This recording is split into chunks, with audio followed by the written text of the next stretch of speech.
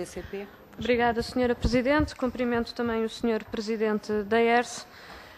Um primeiro comentário que gostava de fazer em relação a esta Carta dos Direitos dos Utentes tem, de facto, a ver com aquilo que nós consideramos que o garante, a principal garantia dos utentes, quer no seu direito à saúde, no acesso aos cuidados de saúde de qualidade, universal, geral, para todos, independentemente da sua situação socioeconómica, é de facto a Constituição. E, na nossa opinião, consideramos que nesta Carta devia, de facto, existir uma referência expressa. Não estou a falar na fundamentação, no conjunto do relatório que aqui acompanha a Carta, mas que, de facto, devia ter uma referência expressa a essa mesma Constituição, porque ela é a mãe daquilo que, efetivamente, é este direito à saúde, um direito que assiste a todos os portugueses e que, de facto, deve ser garantido e assegurado a todos os portugueses de igual forma. Considerando também, tendo por base esta premissa e, de facto, sendo esta uma competência também por parte do Governo, quando falamos no direito à saúde, no direito ao acesso aos cuidados de saúde, com qualidade, com eficiência, nos tempos que devem ser, nos tempos adequados para serem garantidos esses mesmos cuidados de saúde, obviamente que estamos a falar também de um aspecto que, na nossa opinião, é essencial, que tem a ver depois com o investimento que é necessário fazer no Serviço Nacional de Saúde para garantir esses mesmos direitos, quer no que tem a ver com as suas instalações, com os seus equipamentos, com os meios humanos, os profissionais, obviamente dar garantias e dar não só condições de trabalho, mas também carreiras que permitam efetivamente a melhoria desses mesmos cuidados. E, de facto, este é um aspecto que, na nossa opinião, é essencial. E é essencial quando nós referimos, e que está tão em cima da mesa, a questão que tem a ver com o Serviço Nacional de Saúde, o seu financiamento. De facto, o que é essencial garantir e o que não se pode colocar em causa é que seja restringido o acesso a milhares de utentes ao Serviço Nacional de Saúde, que milhares de utentes não tenham médico de família, que milhares de utentes tenham dificuldades no acesso a uma consulta porque foi encerrado um conjunto de serviços públicos de saúde e que acabam por ter que correr a um conjunto de outros serviços e muitas das vezes até entidades privadas para poder ter acesso a esses cuidados. Uma primeira questão que gostava de referir tinha a ver exatamente com este artigo 1 e como nós consideramos que o direito ao acesso à saúde e o direito à saúde é a Constituição que consagra e é o Serviço Nacional de Saúde que o consagra, que o garante e que permite todo esse acesso, não nos parece de facto adequado que no artigo 1, logo no ponto 2, seja colocado no mesmo plano aquilo que são os cuidados de saúde do SNS e aquilo que são os cuidados de saúde prestados por outras entidades privadas ou através dos seguros. Exatamente por esta questão. O que garante a todos os portugueses e aquilo que diz a nossa Constituição é, de facto, que é através do Serviço Nacional de Saúde que é garantido todos esses mesmos direitos. Aliás, o Serviço Nacional de Saúde emana exatamente da Constituição.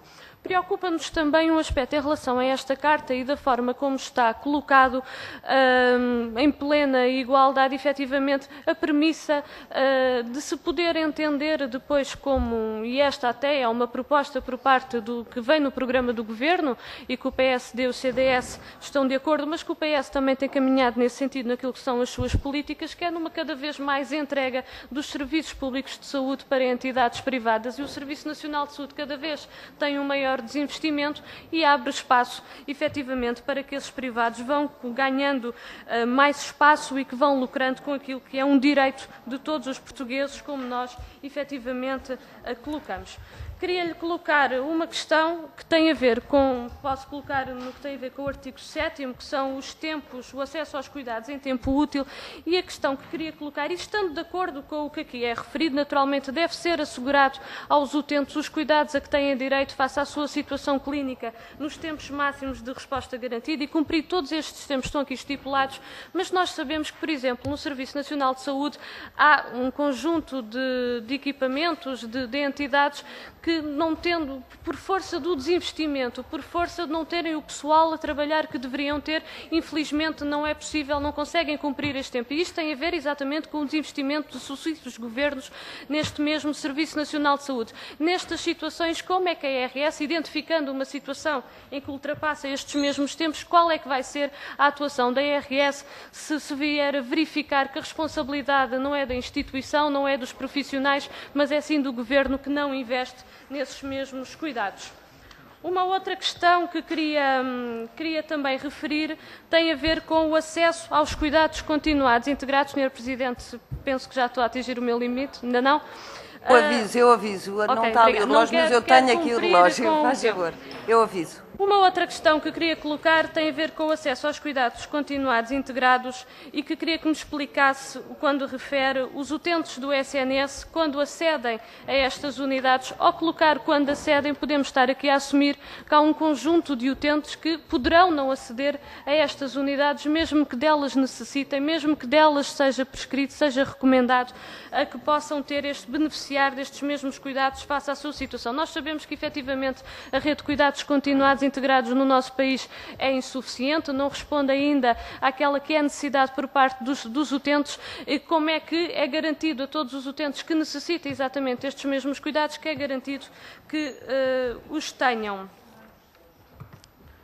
5 minutos, senhora deputada. Sim, faz senhora, favor, agradeço para terminar. Queria colocar uma outra questão. E isto tem a ver também com o artigo que se refere à liberdade de escolha, e esta, de facto, é uma questão que nós coloquemos. Obviamente que nós consideramos que o entendimento de liberdade de escolha que é colocado pelos partidos de direita, nós não acompanhamos, e é, de facto, um falso argumento, porque o que deve assegurar o direito à saúde é, de facto, o Serviço Nacional de Saúde, mas dentro o articulado e de como está colocado, havendo essa possibilidade dos utentes poderem optar, quer por médico, pelo centro de saúde, pelo hospital, queria-lhe colocar a questão: como é que é possível, a partir daqui, como é que é possível se não colocará em causa, ou seja, este mesmo artigo, não trará dificuldades ao planeamento e à organização dos próprios serviços de saúde, naquilo que é o seu planeamento e a sua capacidade de resposta. Obviamente estou-me a referir ao Serviço Nacional de Saúde. E um último aspecto que queria referir, e para terminar, Sra. Presidente, muito breve, só para referir que, de facto, consideramos que é de valorizar, e a Carta também refere um artigo em relação a essa matéria, é de valorizar também aquilo que tem sido a intervenção por parte de muitas comissões de utentes no nosso país, na defesa dos direitos das populações no acesso à saúde e, de facto, aquilo que é o dever de participação, mas também o reconhecimento deste mesmo trabalho, e envolver também estas mesmas comissões de utentes em todos os aspectos que estão relacionados com a saúde, de facto, devem ser integrados, devem ser levados em conta e devem ser considerados, porque desempenham efetivamente um papel muito importante na defesa dos direitos da saúde da nossa população. Presidente, também uma interpelação à mesa. Sr. Presidente, nós a prática que temos tido nas nossas reuniões, de facto os vários grupos parlamentares colocam as suas questões, há grupos parlamentares que entendem que colocar alguns comentários, estão no seu direito, mas bom, o PCP no concreto fez várias perguntas e pretendemos ver respondidas essas perguntas. Se o Sr. Presidente entender responder uma a uma, ou entender que há perguntas que são conexas e que responderá 2 ou 3 de uma só vez, bom, isso faz parte da forma como entender responder, mas nós o que queremos, as perguntas foram feitas e foram concretas, o PCP colocou questões concretas e essas perguntas concretas queremos respostas, porque esse é o objetivo da audição, ou seja, há um assunto, foram formulados comentários, formuladas questões. Eu percebi a sua interpelação. E é nesse sentido que está... Sr. Presidente, já tinha colocado algumas questões, que entretanto não foram respondidas na primeira ronda. Volto a colocar alguns dos aspectos que nos parecem mais relevantes e gostávamos de ouvir um esclarecimento por parte do Sr. Presidente em relação a esta Carta. E queria aqui referir, em primeiro lugar, o que nós defendemos, e como referi já anteriormente, que é um Serviço Nacional de Saúde e que, de facto, é um Serviço Nacional de Saúde que deve garantir a todos os portugueses o conjunto dos cuidados de saúde que eles necessitam.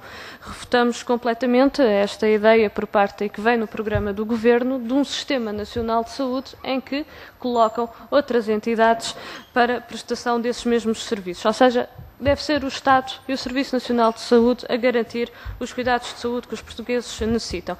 E, tendo em conta isso, nós consideramos que no artigo 1 da Carta deveria estar expresso não só a referência à Constituição da República Portuguesa, por todos os motivos que já referi, mas deveria também ficar salvaguardado quando no ponto 2 refere o acesso dos utentes, obviamente que há de ser à saúde, que o acesso aos utentes do direito à saúde, quem garante é o Serviço Nacional de Saúde, não é as entidades privadas, não são com fins lucrativos ou não, mesmo as entidades com fins sociais, nem são os seguros de saúde. E isso devia ficar bem claro na Carta, porque é isto também que diz a nossa Constituição, cabe ao Estado garantir estes mesmos cuidados.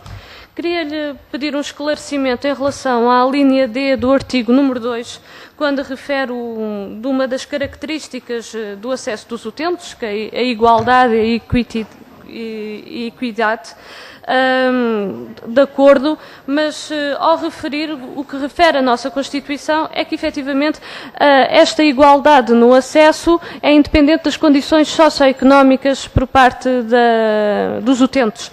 O que é referido aqui é um aspecto diferente. Utentes em situação idêntica recebem tratamentos semelhantes e os cidadãos em situação distinta recebem tratamentos distintos.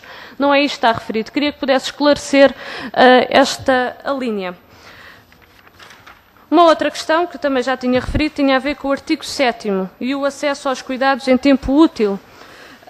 E a questão que coloca, nomeadamente, não tem a ver com o Serviço Nacional de Saúde, é como é que é a atuação da ERSE quando se verificar que estes cuidados, e dizendo que lá à partida que obviamente estamos de acordo com o cumprimento destes tempos, naturalmente que é um direito por parte dos utentes que recebam os seus cuidados num tempo adequado face ao quadro clínico que apresentam. Mas tendo em conta que se houver alguma situação de uma entidade pública que não tenha condições para prestar estes mesmos tempos, porque não tem o pessoal que é necessário, e isso não é da sua responsabilidade, porque foi cortado o orçamento, por exemplo, pensando num hospital ou pensando num centro de saúde, e nós sabemos a situação complicada em que está o setor da saúde, com os sucessivos cortes e o desinvestimento que tem sido sujeito. Como é que é a atuação da AERSE nessas situações?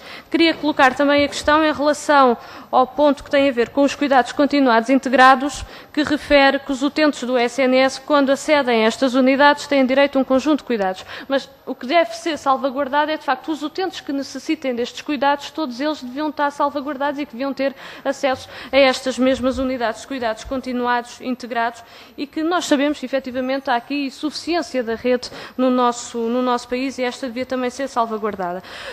Já ultrapassou o seu tempo, uma penúltima questão, Sra. Presidente, eu já tinha colocado as questões, mas volto a colocá-las porque o Sr. Presidente não respondeu na altura e peço a tolerância que também deu a todos os outros grupos parlamentares.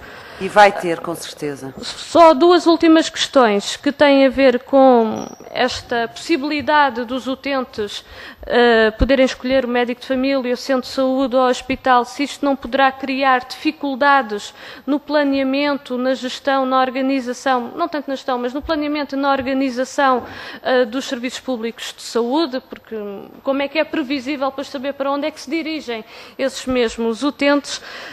E uma última questão que lhe fazer agora é esta, de uma perspectiva mais genérica. Queria lhe perguntar qual é que foram os contributos, tendo em conta que esta carta já esteve em discussão pública, já terminou o processo de discussão pública. Queria questionar quais é que foram os contributos decorrentes desta discussão pública, quais as questões mais preocupantes que foram levantadas por quem participou neste processo e como é que contribuiu essa mesma discussão pública para o documento final que nos é aqui apresentado.